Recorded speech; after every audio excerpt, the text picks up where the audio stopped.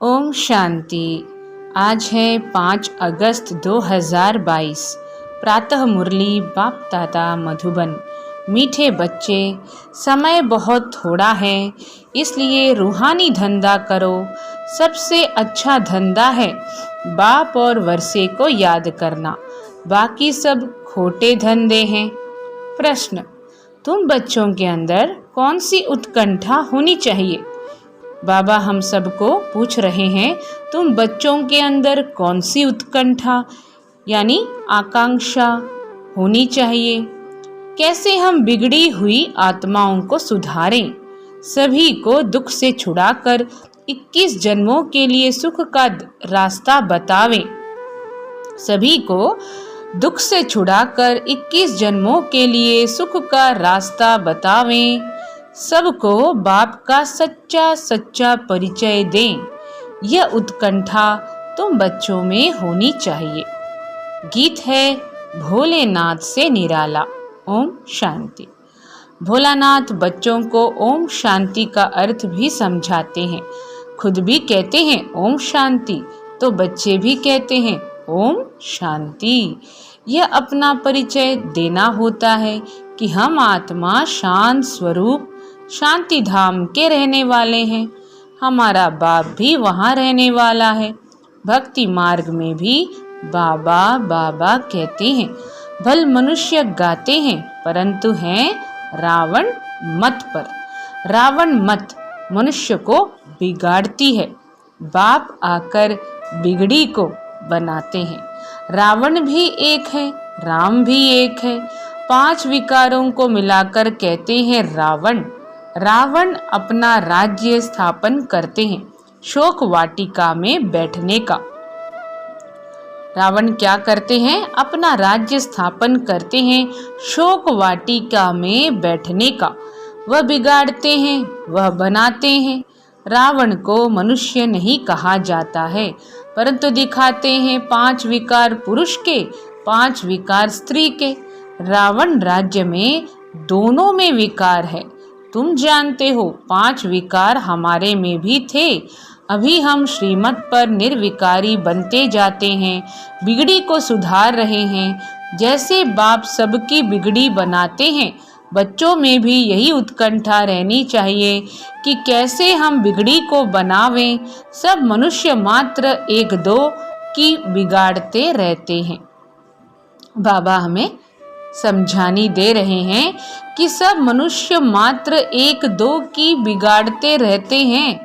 बिगड़ी को सुधारने वाला एक ही बाप है। तो जैसे तुम सुधरे हो, वैसे तात यानी लगन लगी रहे कि कैसे जाकर दुखी आत्माओं की सहायता करें। बाप की जो उत्कंठा है वह सपूत बच्चे ही पूरी कर सकते हैं। बच्चों की बुद्धि में उत्कंठा रहनी चाहिए कि कैसे किसकी बिगड़ी को बनाएं। मित्र संबंधियों को भी समझाना चाहिए, उनको भी रास्ता बताएं। दुखी जीव आत्माओं को 21 जन्मों के लिए सुखी बनाएं। फिर भी हमारे भाई बहन हैं, बहुत दुखी अशांत हैं। हम तो बाप से वर्षा ले रहे हैं, तो ख्याल आना चाहिए कि कैसे जाकर किसको समझाएं, भाषण करें। घर घर जाएं, मंदिरों में जाएं। बाप मत देते हैं, मंदिरों में बहुत सर्विस कर सकते हो। भक्त बहुत हैं, अंधश्रद्धा से शिव के मंदिर में बहुत जाते हैं। अंदर में कोई न कोई आश रख कर जाते हैं। ये नहीं समझते कि शिव हमारा बाप है। उनकी इतनी जो महिमा है, तो ज़रूर कभी कुछ करके गए होंगे। शिव के मंदिर में क्यों जाते हैं? अमरनाथ पर यात्रा करने क्यों जाते हैं? ढेर यात्रियों को ब्राह्मण लोग व सन्यासी ले जाते हैं। यह है भक्ति मार्ग का धंधा। इससे तो सुधरेंगे नहीं। भोलानाथ बाप ही आकर बिगड़ी को बनाते हैं। वह विश्व का रचयिता अथवा मालिक है, लेकिन खुद नहीं बनता है। मालिक तुम बच्चों को बनाते हैं, परंतु वह ऊंच है, उनसे वर्षा मिल रहा है। तुमको दिल में आना चाहिए कि कैसे हम भाई बहनों को रास्ता बताएं। हमारे दिल में कौन सी उत्कंठा रहनी चाहिए जो बाबा ने आज प्रश्न में पूछा कि हम सभी को रास्ता कैसे बताएं बाप और वर्षे का। किसको दुखी रोगी देखा जाता है तो रहम आता है ना। बाप कहते हैं अभी हम तुमको ऐसा सुखी बनाते हैं जो आधा कल्प के लिए रोगी नहीं होंगे, तो तुम बच्चों को औरों को भी सुखधाम का रास्ता बताना है। सर्विस की उत्कंठा वाले एक जगह रह नहीं सकेंगे, समझेंगे हम भी जाकर किसको सुखधाम का रास्ता बताएं। बाबा तो बहुत ललकार करते हैं, अविनाशी ज्ञान रत्नों की पूरी धारणा होगी तो बहुतों का कल्याण कर सकते हैं। इस राजाई की स्थापना में पैसे की दरकार नहीं रहती है, वो लोग तो आपस में ही लड़ते झगड़ते रहते हैं रावण की मत पर। हम रावण से राज्य छीनते हैं, राम राज्य राम द्वारा ही मिलता है। सतयुग में राम राज्य शुरू होता है, यहाँ कलयुग में राम राज्य कहाँ से आया। बाबा बच्चों को समझा रहे हैं कि राम राज्य राम द्वारा ही मिलता है।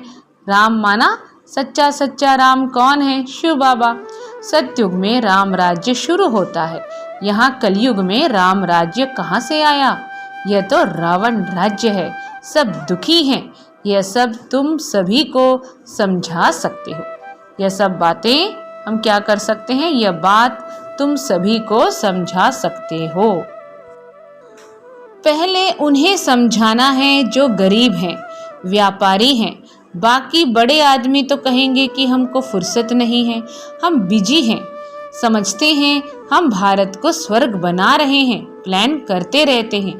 लेकिन तुम जानते हो शिव बाबा बिगर कोई स्वर्ग बना नहीं सकते। शिव बाबा बिगर कोई स्वर्ग बना नहीं सकते। अभी टाइम बाकी थोड़ा है। राम राज्य स्थापन करने में ढील नहीं करनी है, रात दिन फुरना रहना चाहिए। कैसे किसको दुख से छुड़ाएं, बच्चों को यह दिल में आना चाहिए। कैसे भाई बहनों को रास्ता बताएं। अभी सब रावण की मत पर हैं।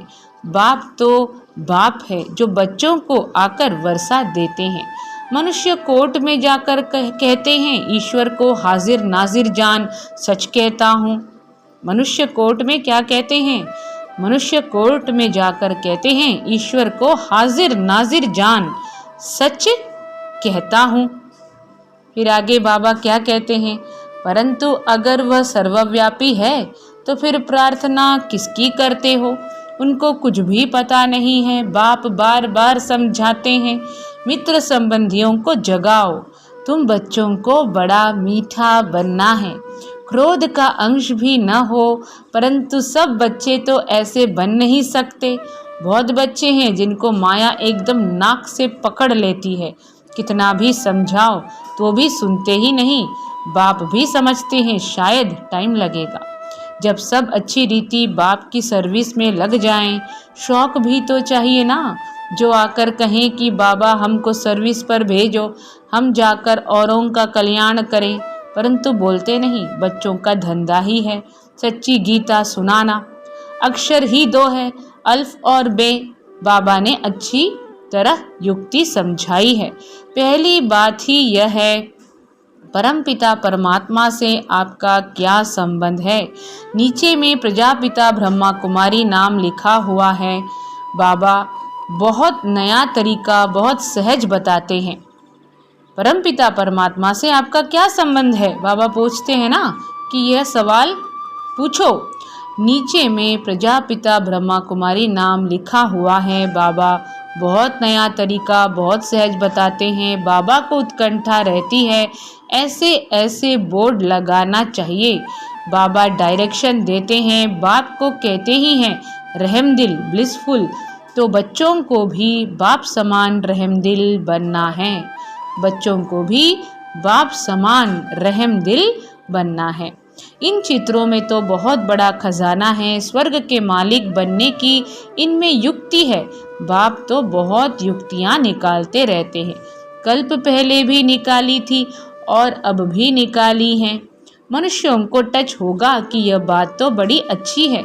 बाप से जरूर वर्षा मिलेगा, यह भी लिख दो, स्वर्ग के वर्षे के तुम हकदार हो। आकर समझो, बहुत सहज बात है, सिर्फ बोर्ड बनाकर अच्छी अच्छी जगह पर लगाना है। 10-20 स्थानों पर बोर्ड लगाओ, यह एडवर्टाइजमेंट भी डाल सकते हो। हमारे जो बिछुड़े हुए बच्चे होंगे उन्हों को ये अक्षर लगेंगे, कहेंगे पता तो निकालें कि यह क्या समझाते हैं, कहेंगे पता तो निकालें कि यह क्या समझाते हैं। यह भी लिखा हुआ हो कि इस पहेली को समझने से तुम मुक्ति, जीवन मुक्ति को पा सकते हो 1 सेकंड में। बाप कहते हैं अगर अपनी जीवन बनानी है तो सर्विस करो, सागर पास आकर रिफ्रेश हो, फिर सर्विस करनी है। भक्ति मार्ग में तो आधा कल्प धक्के खाए हैं, यहाँ तो 1 सेकंड में बाप को जान, बाप से वर्षा पाना है। सबकी वानप्रस्थ अवस्था है, मौत सामने खड़ा है, सबसे अच्छा धंधा है यह। बाकी जो भी मनुष्य धंधे करते हैं वह है खोटे। एक धंधा सिर्फ करना है, बाप और वर्षे को याद करो। कॉलेजों में जाकर प्रिंसिपल को समझाओ तो पढ़ने वाले भी समझें तुम कितना सहज वर्षा ले रहे हो। जितना हो सके बाप को याद करो। अच्छा, मीठे मीठे सिखी लधे बच्चों प्रति माता पिता बाप दादा का याद प्यार और गुड मॉर्निंग। रूहानी बाप की रूहानी बच्चों को नमस्ते। हम रूहानी बच्चों की रूहानी माता पिता बाप दादा को याद प्यार, गुड मॉर्निंग और नमस्ते। आज की धारणाएं हैं, बहुत बहुत मीठा बनना है, क्रोध का अंश भी निकाल देना है, बाप समान रहमदिल बन सर्विस पर तत्पर रहना है, क्रोध का अंश भी निकाल देना है। मौत सामने खड़ा है, वानप्रस्थ अवस्था है, इसलिए बाप को और वर्षे को याद करना है। भारत को राम राज्य बनाने की सेवा में अपना सब कुछ सफल करना है, वरदान है। दे अभिमान के अंश मात्र को भी बलि चढ़ाने वाले, दे अभिमान के अंश मात्र की भी बलि चढ़ाने वाले महाबलवान भव। सबसे बड़ी कमजोरी है दे अभिमान। दे अभिमान का सूक्ष्म वंश बहुत बड़ा है। दे अभिमान की बलि चढ़ाना अर्थात अंश और वंश सहित समर्पित होना। दे अभिमान की बलि चढ़ाना अर्थात अंश और वंश सहित समर्पित होना। ऐसे बलि चढ़ाने वाले ही महाबलवान बनते हैं। यदि दे अभिमान का कोई भी अंश छिपा कर रख लिया, अभिमान को ही स्वमान समझ लिया, तो उसमें अल्पकाल की विजय भल दिखाई देगी, लेकिन बहुत काल की हार समाई हुई है। स्लोगन है, इच्छा नहीं थी लेकिन अच्छा लग गया, यह भी जीवन बंद स्थिति है। इच्छा नहीं थी लेकिन अच्छा लग गया, यह भी जीवन बंद स्थिति है। मातेश्वरी जी के अनमोल महावाक्य। आइए देखें मातेश्वरी जी ने आज क्या कहा। आज मातेश्वरी जी ने 3 अनमोल महावाक्यों का विस्तार किया है। इस अविनाशी ज्ञान को परमात्म ज्ञान कहते हैं। इस ज्ञान का मतलब है जीते जी मर जाना। इसलिए कोटों में कोई विरला यह ज्ञान लेने की हिम्मत रखता है। यह तो हम जानते हैं कि यह ज्ञान प्रैक्टिकल जीवन बनाता है। हम जो सुनते हैं वो प्रैक्टिकल में बनते हैं। ऐसा ज्ञान कोई साधु संत महात्मा दे नहीं सकते। वो लोग ऐसे नहीं कहेंगे मन मना भव। अब यह फरमान सिर्फ परमात्मा ही कर सकता है। मन मना भव का अर्थ है मेरे साथ योग लगाओ। अगर मेरे साथ योग लगाएंगे तो मैं तुम्हें पापों से मुक्त कर वैकुंठ की बादशाही दूंगा, वहां तुम चलकर राज्य करेंगे। इसलिए इस ज्ञान को राजाओं का राजा कहते हैं। इस ज्ञान को राजाओं का राजा कहते हैं। अब यह ज्ञान लेना बहुत महंगा सौदा है। ज्ञान लेना अर्थात एक ही धक से जीते जी मर जाना। शास्त्रों आदि का ज्ञान लेना तो बिल्कुल सस्ता सौदा है। इसमें तो घड़ी घड़ी मरना होगा, क्योंकि वो परमात्मा का ज्ञान नहीं देते। इसलिए बाबा कहते हैं अभी जो करना है वो अब करो, फिर यह व्यापार नहीं रहेगा। दूसरी पॉइंट, परमपिता परमात्मा को सच्चिदानंद स्वरूप भी कहते हैं। अब परमात्मा सत्य क्यों कहते हैं? परमात्मा सत्य क्यों कहते हैं? क्योंकि वह अविनाशी इमॉर्टल है, वो कब असत नहीं होता, अजर अमर है। और परमात्मा को चैतन्य स्वरूप भी कहते हैं। चैतन्य का अर्थ है परमात्मा भी मन बुद्धि सहित है, उसको नॉलेजफुल पीसफुल कहते हैं। वो ज्ञान और योग सिखला रहे हैं, इसलिए परमात्मा को चैतन्य भी कहते हैं। भल वो अजन्मा भी है, वो हम आत्माओं मुआफिक जन्म नहीं लेता। परमात्मा को भी यह नॉलेज और शांति देने के लिए ब्रह्मा तन का लोन लेना पड़ता है। तो वो जब चैतन्य है तभी तो मुख द्वारा हमें ज्ञान योग सिखला रहे हैं। और फिर परमात्मा को सच्चिदानंद स्वरूप भी कहते हैं। तो यह सब गुण परमात्मा में भरे हुए हैं, इसलिए परमात्मा को सुख दुख से न्यारा कहते हैं। हम ऐसे नहीं कहेंगे कि परमात्मा कोई दुख दाता है, नहीं, वो सदा सुख आनंद का भंडार है। जब उसके गुण ही सुख आनंद देने वाले हैं तो फिर हम आत्माओं को वह दुख कैसे दे सकते हैं? कितना अद्भुत सलोना तरीका से मातेश्वरी जी ने हमें समझाया है। और अभी तीसरी पॉइंट में मातेश्वरी जी क्या कहती हैं? बहुत मनुष्य ऐसे समझ बैठे हैं कि यह जो अनादि बना बनाया सृष्टि ड्रामा चल रहा है वो सारा परमात्मा चला रहा है। इसलिए वो कहते हैं कि मनुष्य के कुछ ना ही हाथ, करन करावनहार स्वामी, सब कुछ परमात्मा ही करता है। सुख दुख दोनों भाग परमात्मा ने ही बनाया है। अब ऐसी बुद्धि वालों को कौन सी बुद्धि कहा जाएगा? पहले पहले उन्हों को यह समझना जरूर है कि यह अनादि बनी बनाई सृष्टि का खेल ऑटोमेटिक चलता रहता है। साथ साथ यह भी कहते हैं कि यह सब कुछ परमात्मा ही करता है। यह जो परमात्मा को करन करावनहार कहते हैं, यह नाम फिर कौन सी हस्ती के ऊपर पड़ा है? अब इन बातों को समझना है। पहले तो यह समझना है कि यह जो सृष्टि का अनादि नियम है वो तो बना बनाया है। जैसे परमात्मा अनादि है वैसे यह चक्र भी आदि से लेकर अंत तक अनादि अविनाशी बना बनाया है। जैसे बीज में अंडरस्टूड वृक्ष का ज्ञान है और वृक्ष में अंडरस्टूड बीज है, दोनों कंबाइंड हैं, दोनों अविनाशी हैं। बाकी बीज का क्या काम है? बीज बोना, झाड़ निकलना। अगर बीज न बोया जाए तो वृक्ष उत्पन्न नहीं होता। तो परमात्मा भी स्वयं इस सारी सृष्टि का बीज रूप है और परमात्मा का पार्ट है बीज बोना। परमात्मा का पार्ट क्या है? ज्ञान का बीज बोना। परमात्मा ही कहता है मैं परमात्मा हूँ ही तब जब बीज बोता हूँ, नहीं तो बीज और वृक्ष अनादि है। अगर बीज नहीं बोया जाए तो वृक्ष कैसे निकलेगा? मेरा नाम परमात्मा ही तब है जब मेरा परम कार्य है। मेरी सृष्टि वही है जो मैं खुद पाठधारी बन बीज बोता हूँ। सृष्टि की आदि भी करता हूँ और अंत भी करता हूँ। मैं करनधारी बन बीज बोता हूँ। बाबा क्या है? करनधारी हैं, वो बीज बोते हैं। आदि करता हूँ बीज बोने समय, फिर अंत का भी बीज आता है, फिर सारा झाड़ बीज की ताकत पकड़ लेता है। बीज का मतलब है रचना करना, फिर उनकी अंत करना। पुरानी सृष्टि की अंत करना और नई सृष्टि की आदि करना, इसको ही कहते हैं परमात्मा सब कुछ करता है। अच्छा, ओम शांति।